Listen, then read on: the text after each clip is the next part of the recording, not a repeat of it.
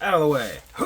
What do we get today in the mail? Ooh, it's a weird looking case and a handheld. Well, I think my wife has a purse that looks like that. But we have the Anbernic RG556. Ooh, what do we got?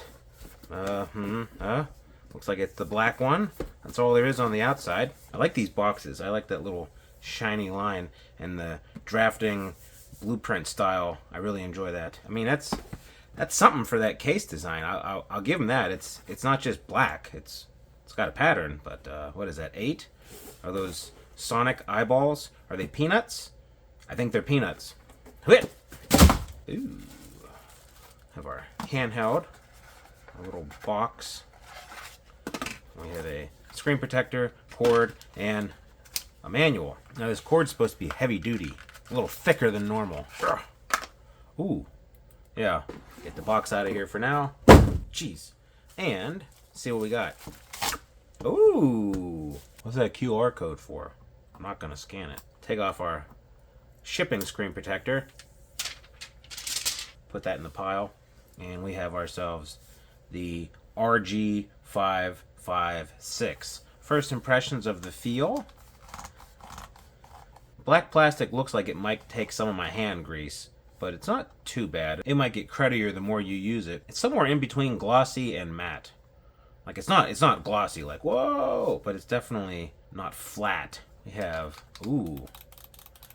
shoulder buttons are a little clicky for my personal taste, which means if I'm trying to play it in bed, it might be a little too loud. Face buttons are nice. D-pad is different. I don't know if I like that. These slightly recessed switch sticks.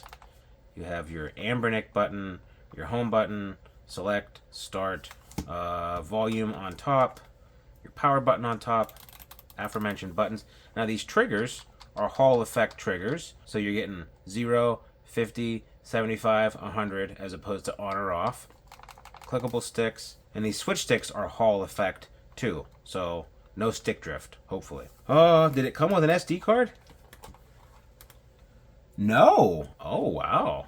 Well, that's new. Normally they ship them with an SD card. At least they ship it to me with an SD card. I'm going to have to go get one. One USB-C port on the bottom and headphone jack on the bottom, which I like. So, let's pause for station identification here while I go rustle up an SD card. You're listening to Zoo's Reviews on WKZU Montana. Well, Micro Center's closed for the night, so I ended up grabbing the SD card out of my Pocket Air, which, conveniently enough, has a bunch of ROMs already on it, because the Pocket Air has been my everyday carry device for a while now.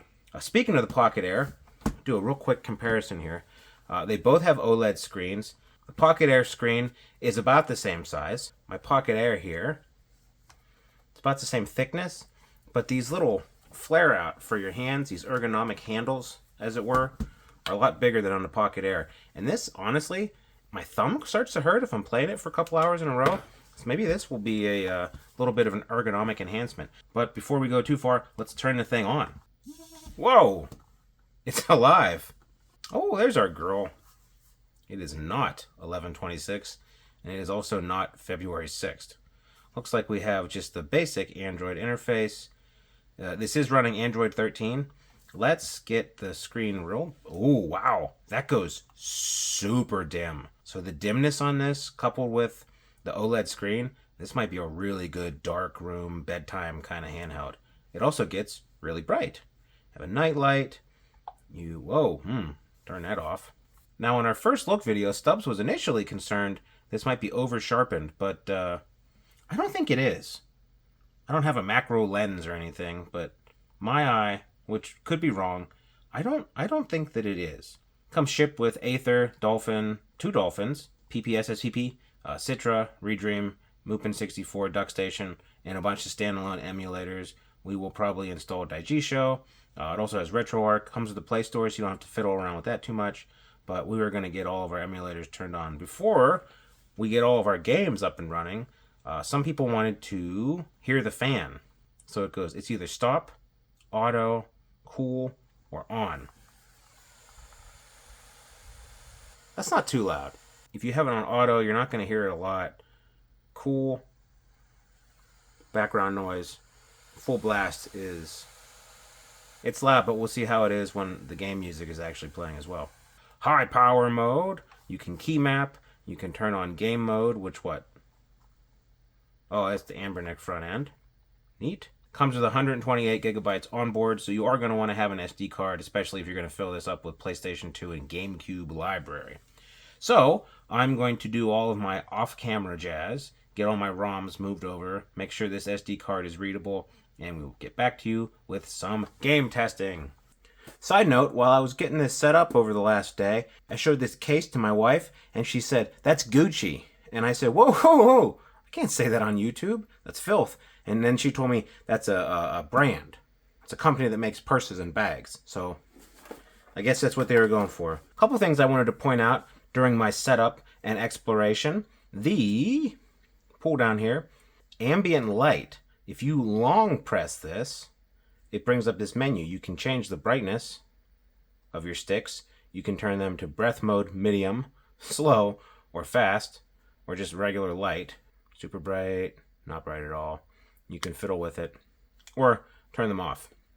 I'm going to turn it on, medium brightness, and we'll have it breath mode, medium, that's just how I roll.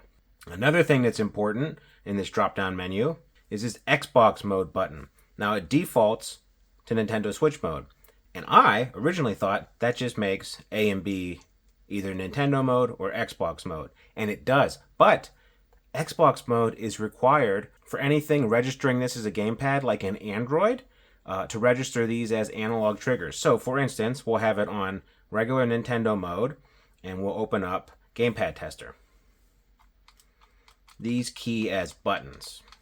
However, if we turn it to Xbox mode, these now key as triggers with values. So if I go to triggers, you can see I can gradually increase everything in an analog way. Fairly smooth. But if I turn Xbox mode back on, or Nintendo Switch mode on, it doesn't work. Now, this isn't going to have a huge bearing unless you want to play any sort of Android games. So when I was testing Horizon Chase and Xbox Gamepass, the trigger buttons didn't work, which I said, Anbernic, you've done it again. But in reality, I had to engage Xbox mode instead of NS mode. So keep that in mind. A couple gamepad tests real quick. D-pad, you can see that it throws seemingly false diagonals. If you hold this bottom down and wiggle it, or you hold the top and wiggle it, you're getting left and right input. It's not super apparent in games, I'll tell you that. You can also reliably throw diagonals. This has been brought up a couple times, but ever since the 505, I like to test Anbernic joysticks. These have a distinct preference to north, south, east, and west. You can go into the corners. You have to be a little bit more deliberate, but it's definitely a distinct preference. It wants to snap to left, right, up, and down. You can do diagonals. You can get right to the diagonal. It's just not a smooth transition as far as those green things go. Just like where the D-pad seems in the gamepad tester that's throwing out false inputs, it's not super noticeable in the games. Now these are smaller sticks, and some of the games I played on here, a couple of the more modern games that I was like streaming on here, I had to scale down sensitivity because it is a little bit hard to do precision stuff in a modern game. But if you're talking about PlayStation 2 and down, you're fine. With all that being said, I have played this for the last day and a half or so, and I really tried to use it all the way from basic emulation to the highest it could do, like Switch and Vita. So just assume anything 32-bit and lower, this plays fine. I do want to show Game Boy Advance just because I think it really utilizes this 5.5-inch screen. The OLED screen, it's just really sharp. Really sharp. And I've never been OLED or bust kind of guy, but between this and the Pocket Air, man, I'm kind of becoming an OLED guy. Might have to upgrade my Steam Deck. But Game Boy Advance on here, on this wide screen, beautiful. I actually have to tell myself to stop playing because I will just play this for the next hour and not do the video. Zoo, stop playing. I wanted to show off a little bit of Sega Saturn just because this is a system that sometimes struggles, but you will see here the RG556 handles it pretty well. That's what they call trade and paint, Gary.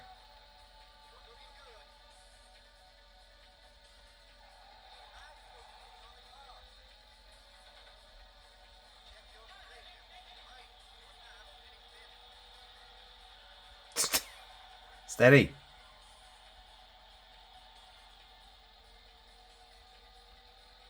I feel like I would be tested for drugs or performance-enhancing substances after this race. Ran out of time. Dang it! But Sega Saturn plays really good on here, up to 1080p, which is good for all 12 of you Saturn fans. No, I kid. It's actually a pretty cool system. I never had one, but I saw it at the store. So we're going to start off with GameCube, and I'm using Dolphin 5.021094. This is just a version I downloaded from the Play Store. I think it's the beta. I actually had problems downloading the nightly for whatever reason. It just didn't want to work. Almost everything on here, with the exception of like Rogue Squadron, will play at 2x. Some games have to be tweaked down a little bit to 1x. The only game that I had a problem with, and it's not the only game that might have a problem, but the only game I had a problem with was Metroid Prime. And with Metroid Prime, it was because I was using the Vulkan driver, and it really didn't like the Vulkan driver. Everything else ran Vulkan fine. I just switched to OpenGL for Metroid Prime, and then that ran fine. You might have to tinker around a little bit, but there's probably only be 1 or 2 games you just really can't play, like Rogue Squadron 2. Whoa, hey, what's going on? That's not cool.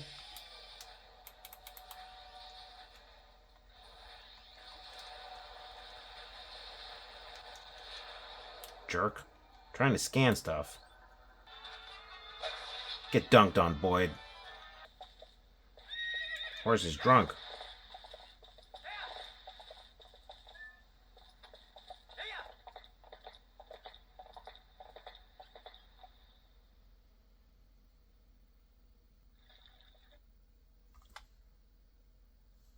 Now see, that right there is what happens when the Vulkan driver fails. But it's not the end of the world. You just back out, and then you can hold this, long press it, and you can change the game settings. So you can say, for this one, I only want it to run OpenGL. You save that, jump back in where your previous save was. That was the first time Twilight Princess did that to me. So if you do run into a situation where you get that device lost, that just means that the Vulkan Mali interface has pooped the bed a little bit, and you just need to switch to OpenGL. Not a big deal with GameCube. Come on, Epona. You go where I tell you, I'm gonna whip you again. Horse Abuse Simulator 2024. Wii games are pretty much the same. Crap. I don't need that ink right now. Wii games are pretty much the same. Some of them will play at 2x. Some of them have to be scaled down a little bit. Yeah. Some of them will probably need to be scaled down a little bit, but most of the library is playable.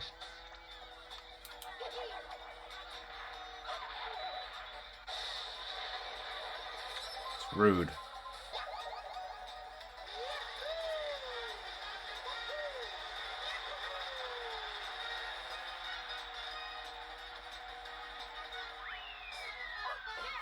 Oh, yeah! Next up, we're going to do Aether SX2, and I am using, let's see here, version 1.4-3064 with ads. Boo, ads. But with Vulkan as your renderer, Stubborn Pixel, Vulkan, you can play pretty much every PS2 game at least 1x, and most at 2x.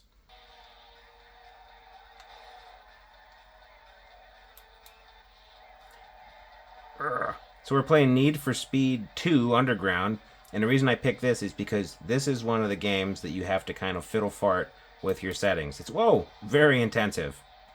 See here, we're just hovering around 60, a little bit under, a little bit over, and that's because, pause this, I have it at 1x native, and I've turned on moderate underclocking. A lot of PS2 games, you don't need that at all. You can actually run it at 2x. Maybe some at 3x. So let's find an easier to run one. Ooh, just broke my spine.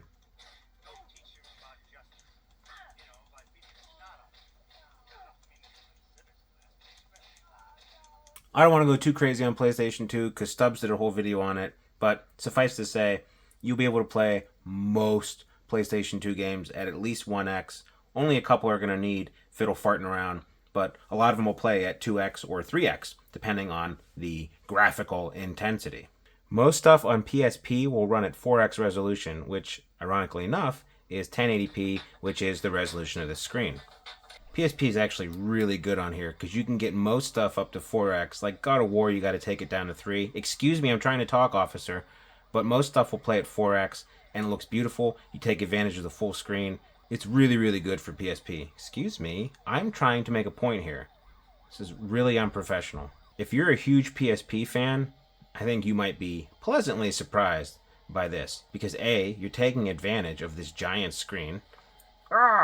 B, you can run pretty much everything at 4x, which is 1080p. And this screen, I can't say enough about the screen. This OLED screen, it's beautiful, especially with games where there's a lot of dark or vibrant colors.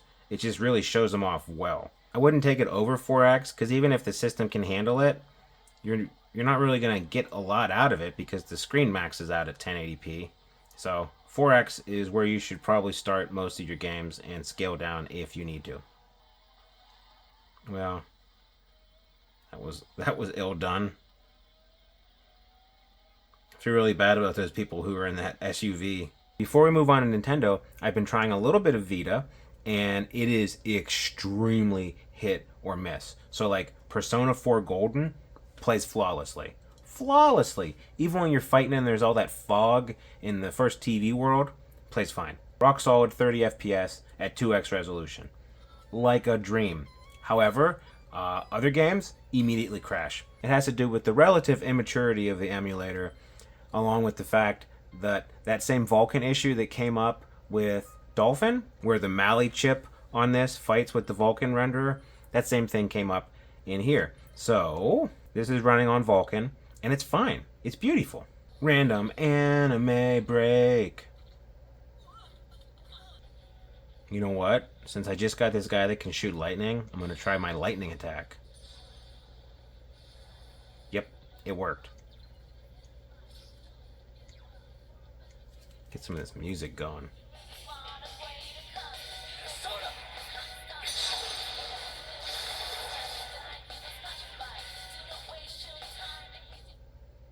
I mean, look at that. Look at how beautiful this is. 2x resolution, OLED screen. Vita games were made for an OLED screen, but look at that. Look how crisp his face is. It's just amazing. If Vita 3K can continue to improve, I don't think processing power is holding it back. I think it's just the relative immaturity of the emulator. If it can continue to improve, this could be a really, really nice Vita machine. Oh, I got a trophy. All that being said, if we close out of here and we try to open up Disgaea 4, it should run fine. And it does run fine. Right up until the very second when it doesn't. And I'll show you what I mean. So, we're in the little hub part of the game, and it runs fine. And then we go, some weird graphics are glitching. But that's no big deal. We're going to go do episode 1. Now, I can move all my guys out, but just to demonstrate what happens, we're going to do an attack. And then I'm going to go over here, and I'm going to execute these attacks. A pipeline compiled, and the game is frozen. The music still plays. It's just the game's going to be stuck there forever. And it happens every time I start a battle. And I can't even get to a point where I can save and try to inch my way forward. It just crashes. And it's a bummer because it's beautiful. We're at 2x resolution. It looks amazing. It's just, it crashes. Using the Citra that came with this handheld, I can get pretty much every 3DS game to play at 1x, most at 2x. This is the one example where it stutters a little bit just at 1x. And I didn't really have high hopes for Xenoblade Chronicles just because this is like a PlayStation 3 game that they somehow smushed onto a 3DS. It's a beefy boy. You get so close. You get so close to 30. And then, yeah. There's just too much stuff on the screen. Too much stuff going on. See, some of the simpler battles where there's not 7,000 guys on the screen, it runs a little better. But it's still chugging just a hair under 30, which is kind of a bummer. I better heal my buddy. I mean, you're so close. You're so close. It runs pretty good at 1x in the open world, but as soon as you get into a crazy battle, it just chugs. And if you can live with it, then yeah, I think this game is playable.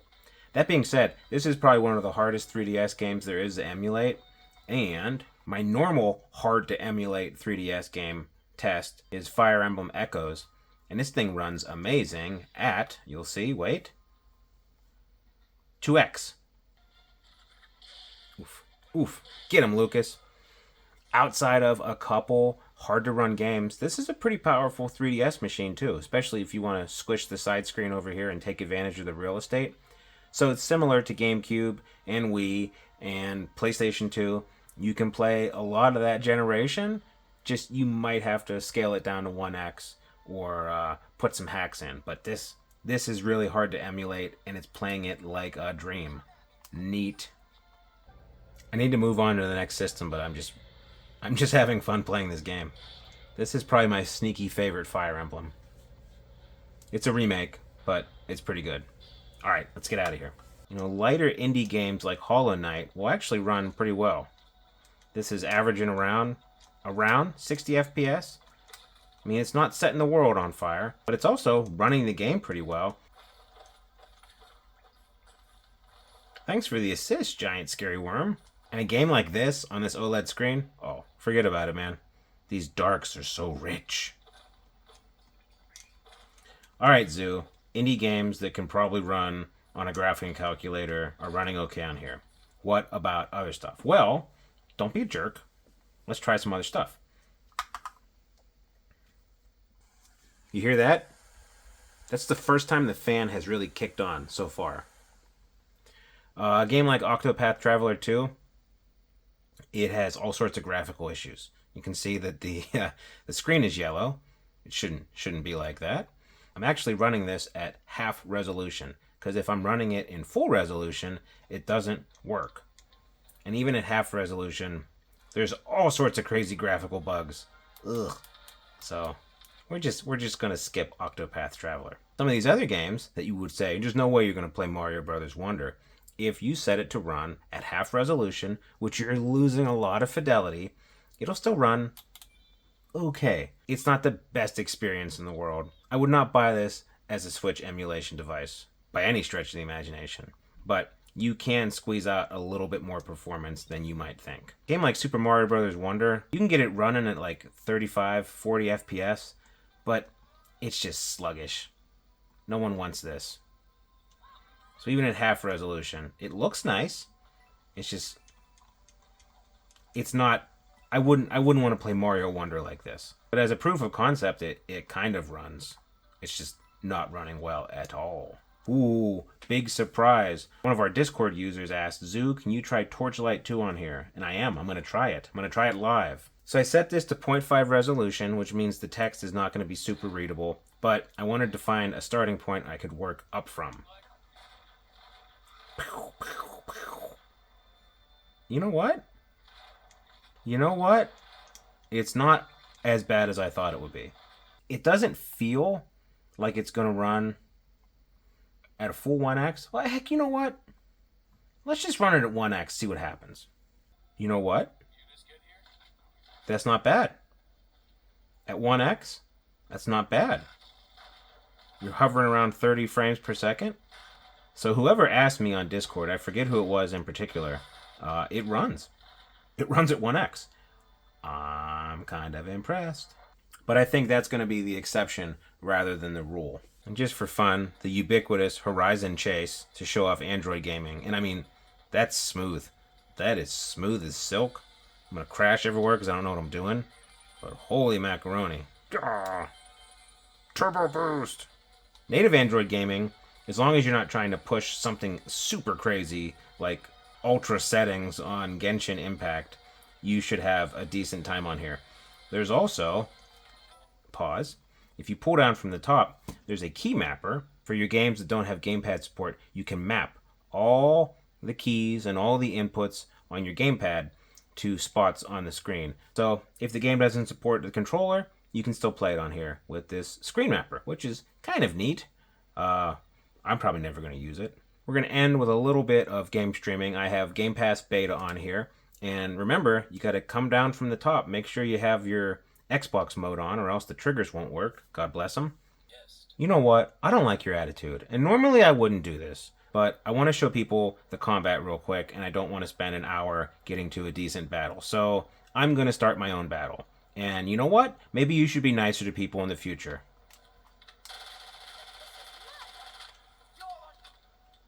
You just gonna go in the corner to die? Yeah. Hey, come back. I thought we were friends. Oh, shoot. My radioactive gun. I gotta go. I'm getting the heck out of Dodge. Turn on my jetpack. Whee! Okay. Did you see that? Someone went crazy down there. I don't know what happened.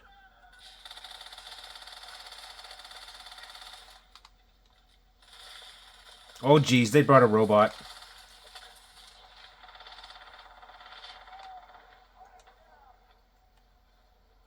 They are really mad at me. Probably shouldn't have murdered that guy in his office. I wonder... Just gonna go hide in the bathroom. Just gonna sit on the toilet. I'm gonna do some drugs. Everything's gonna be fine. Gary, do you think they're gone?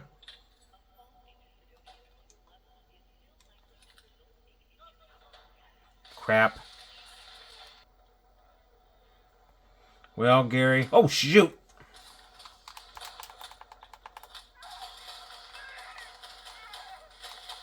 Someone in here! There's someone in here! Boba Fett time. Get the heck out. Oh, I died.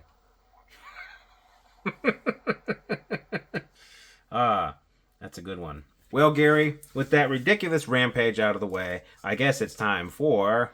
What did we learn? We learned that the Anbernic RG556 is an extremely ergonomic, extremely comfortable handheld with a lot of really good features. Chipset that's definitely less powerful than the Odin 2 Pro. It's a little less powerful than the RP4 Pro in some situations. But despite that, to me it really kind of punches outside of its weight class and price range. Now you can order this through Anbernic directly or AliExpress, and we have links for that. But I think right now the cheapest option is actually through GoGameGeek. It's like $170 with free shipping. We'll put a link definitely to that with a coupon code in our description. So from $160 to $190, we'll just say a slightly sub $200 handheld. This does pretty well. All your basic stuff all the way up to the GameCube era is going to run flawlessly. GameCube on here, almost everything runs. And almost everything runs at least 2x. A few games need to be scaled down to 1x. The only game in the GameCube library I would say is unplayable is probably Rogue Squadron 2, and that's almost impossible to emulate correctly unless you have a super powerful handheld. PSP on here, almost everything runs at 4x. Looks amazing. 4x, by the way, 1080p, which is the resolution of this beautiful OLED screen. OLED screen, by the way. Nice. Moving on from PSP, you can play some Vita games, although it is hit or miss. If the game will run and it doesn't crash, you're going to have a great time. Persona 4 on this? Oh, this is my new favorite way to play Persona 4, just because the screen is beautiful. It just looks so good on this handheld, and it plays extremely well. Some games in Vita 3K won't start. Some games will consistently crash at the same point. Some games, you'll be chugging along for 45 minutes. Yay, I'm having fun. And then it crashes, and then you're even more upset because you put time and energy and investment into the game. So Vita 3K, really, really hit or miss. PS2, with Vulkan set up as your renderer, you're probably going to have 95% of the PS2 library that can run at least 1x with no hacks. Some games, you're going to have to underclock, you're going to have to mess around with them, specifically like that Need for Speed game we played. But then on the other hand, a lot of games you can run at 2x, sometimes even 3x. I didn't show a ton of PS2 stuff in here. Stubbs has his own dedicated PS2 video, but PS2 is pretty good. GameCube, PS2, pretty good. 3DS on here? Holy crap, guys. 3DS is my surprise takeaway from this handheld. Outside of Xenoblade Chronicles, This will take every 3DS game you can throw at it and run it at least 1x. I was playing Fire Emblem Echoes, which is my normal stress test game, at 2x, very little stuttering. Once the cache was built, zero stuttering. I had it at 3x, and it was playable. It was just sub 60, so I scaled it back to 2. I might actually play a lot of 3DS on this handheld just because of how well it runs it and how beautiful the screen is. Switch with Yuzu, complete crap show. Some of your lower end games will run fine, like Hollow Knight or Celeste. Torchlight 2, weirdly enough, ran well. Higher end 3D games, even if you scale it down to half resolution, they still run really bad. We saw Mario World on there. Not ideal. You might try your luck with some RPGs or some less graphically intensive things, and they might be okay, but I wouldn't get it for Switch emulation, at least not now. I feel like the devs of these emulators, or random people on GitHub, are going to maybe give us some graphics drivers for like the Dimensity chipset, which you have in the Pocket Air and the Retroid Pocket 4. They might work on some stuff for this Mali chipset we have in the 556. Now those drivers might bump up your Switch performance enough where a borderline game is now playable. Maybe it'll give you 10, maybe 15 extra FPS. I think it could really help with Vita 3K if you could figure out a way to do that as well. That being said, there is probably a theoretical limit where this just doesn't have enough power under the hood to run Switch games. And that's fine, because again, it's a sub $200 handheld. I would say my main takeaways on this are the size of the screen and the quality of the screen. This 5.5-ish, I think it's like 5.48. I'm going to say 5.5. The 5.5 inch screen, OLED. I cannot express to you, and I'm pretty sure that even with the camera set to 4K, you're not really getting it. This screen is maybe the most beautiful screen I've ever had. It's definitely the most beautiful screen on an Anbernic. If you're thinking, oh, Zoo, they had an OLED on the 505, I'll be the first one to tell you, it wasn't ideal. It wasn't great. It was an old Vita screen. This, I don't know where they got it from, but it is top shelf. So you have ergonomics. You have a beautiful screen. You have your normal Anbernic level of quality. Now the plastic feels a little cheap, and this black one is kind of a smudge magnet. I honestly wish they came out with a couple other colorways. This in like a gray with like NES buttons or Game Boy buttons. Oh man, that'd be cool. But the plastic feels a little cheap. Otherwise, I have no problems with the ergonomics at all. The fan, you can force the fan to run at high, and it gets a little loud. But when it's on auto, honestly, it only ever kicks in when you're trying to play a game that you probably shouldn't be playing to begin with. Like a heavy-duty Switch game, then that fan kicks on and it's like, hey, what are you trying to do, buddy? I am melting over here. Maybe you don't try to play this game.